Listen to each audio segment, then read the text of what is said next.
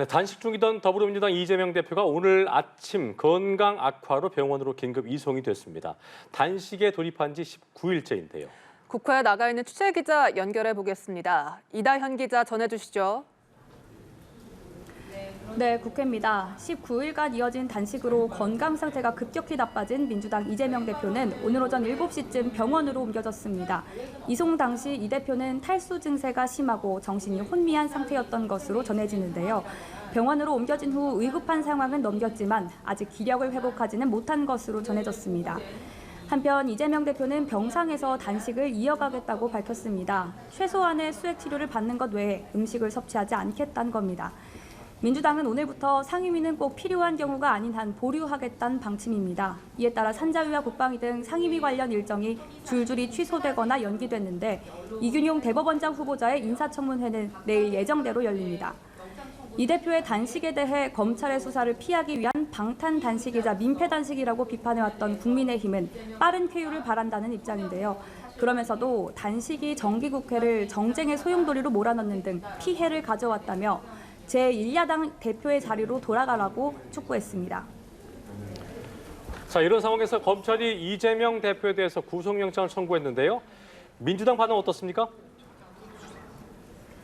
네, 오늘 오전 검찰이 백현동 개발사업 특혜 의혹 그리고 쌍방울그룹 대북송금 의혹과 관련해 이재명 대표에 대해 구속영장을 청구했습니다.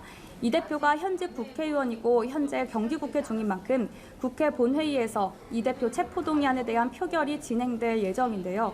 이 때문에 체포동의안을 가결시키느냐 부결시키느냐를 놓고 다수당인 민주당 내 논의가 주목됩니다. 한편 민주당은 이 대표의 병원 이송 소식이 알려지자마자 검찰이 득달같이 구속영장을 청구했다고 지적하며 수사가 왜곡과 날조로 얼룩졌다고 구속영장 내용도 비판했는데 발언 들어보시죠. 야당 탄압과 정적 제거 일념하에 조작 수사를 일삼으며 저열한 정치 공작까지 마다하는 검찰의 만행을 규탄합니다.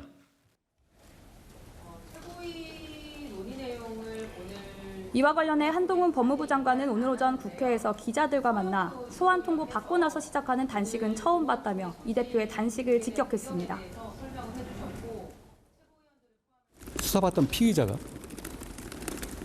단식해서 자해한다고 해서 사법 시스템이 정지되는 선례가 만들어지면 안 된다고 생각합니다. 그러면 앞으로 잡범들도 다 이렇게 하지 않겠습니까? 네, 오늘은 민주당 박광원 원내대표의 교섭단체 연설도 있었는데요. 여야 대치 국면에서 강경한 발언이 나왔을 것으로 보입니다.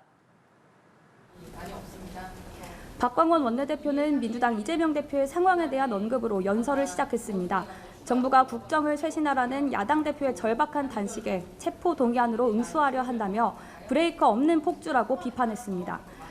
또 앞서 민주당이 의원총회 결의를 통해 요구했던 국무총리 해임과 내각 총사퇴도 다시 한번 촉구했는데요. 전면적인 인적 쇄신이 엉킨 정국을 풀기 위한 길이라고 강조했습니다. 이어 정치 감사를 당장 중단하라며 이는 마지막 경고라고 말했습니다.